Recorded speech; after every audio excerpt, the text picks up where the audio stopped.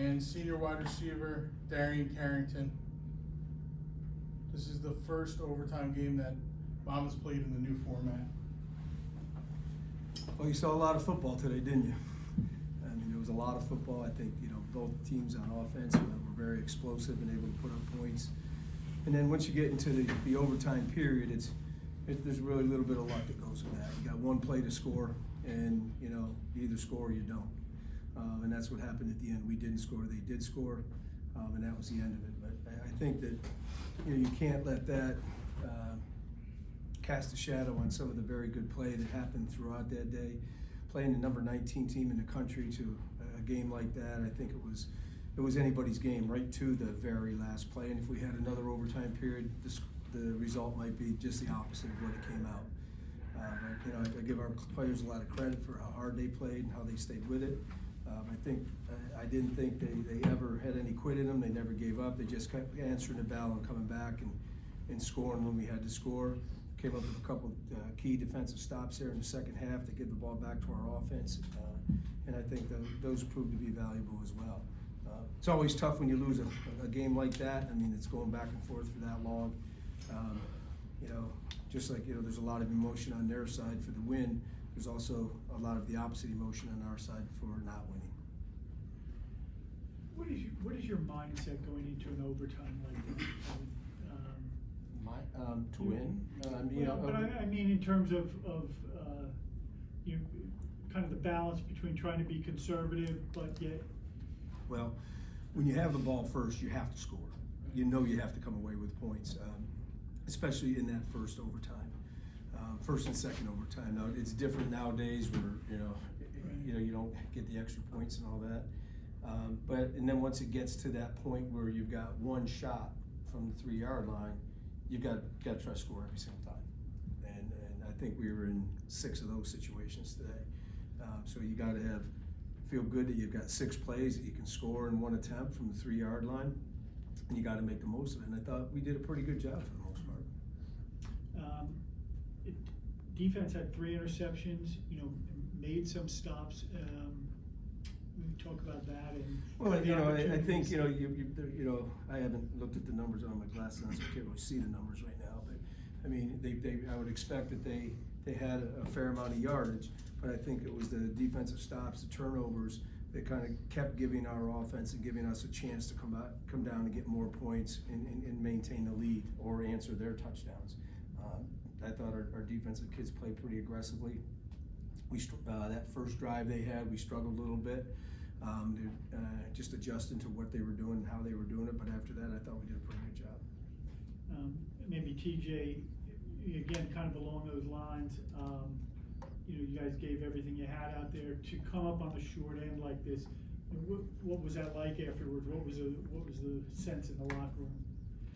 Well, any loss is going to be hard on the team, but we fought this hard to the very end. I know the defense, they played their asses off, offense played their hardest, and it's going to hurt at the end of the day. But I know DBs, linebackers, D-linemen, they all did their parts. We got sacks, interceptions, linebackers made tackles. It's all around game by the defense, and kudos to my boys. We tried our hardest, and the offense held it down too at the same time for us. Hey, Darrion, take us through the touchdown catch that put you guys in the lead there. Oh yeah, so we call it play action. That was in the fringe area, so we like to take some shots there. But yeah, just our offense. If you have an opportunity to make a play, it's gonna come. You just gotta wait your turn. So thanks to the O-line, blocking their butts off up front, running backs taking their reads, Tony getting the ball out, and the least I could do is make a play on the ball. So I saw the ball in the air. I tried my best to make the best of opportunity, and it worked out.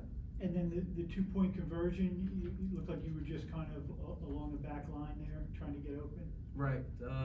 We work a fair amount in practice of 2-point conversion plays. So every day we work out 2-point conversion plays. So yeah, just our game plan when it comes to 2-point conversion plays, we like to basically take shots and take advantage of what the defense gave us. So the defense, my guy wound up turning me out, and then I was just in the back doing the TP route, back in the end zone, try to stay big for Tony, and he laid it down. So it was good. It was a good play. fought our butts off out there. Kevin, just, emotional game. Do you, as you come back to practice this week, do you have to kind of try and get things ramped up again, or is there gonna be Well, I think our guys are extremely resilient. I mean, sure, there's gonna be a little bit of a lull. I mean, the rest of today, tomorrow maybe, where you go back and you think about every play that took place during the course of the game and what you could have done differently and how that may have affected the outcome and the final score. But, you can't spend too much time dwelling on it. I mean, you gotta move on. I mean, because, the next game is bigger than the last game. And that's the way this conference is. There's always a big game waiting for you on the horizon the next week. And if you waste too much time thinking about what happened yesterday, you're not gonna be ready for tomorrow. how is Tony? He seemed to come off. I came right in here, he was walking off at the end of practice. I know he's getting checked out right now. I don't have any update on it right now. All right. Coach, can you talk about the secondary as a whole today? Obviously, 3 interceptions. They made a lot of big plays. Can you just talk about that group? Well, it's a group that's been working very hard, with Coach Neal, and they've been, I think, improving and getting better as each and every week.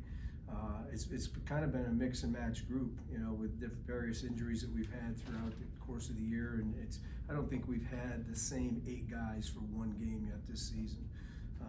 And so, they've had to learn to work with other people, and I thought they're doing a good job of that. And today they were very opportunistic.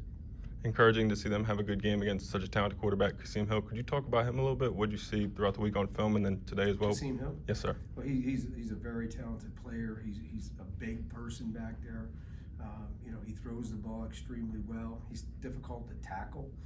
We had to do some things, or we tried to do some things this week to limit the amount of times he was able to run with the ball.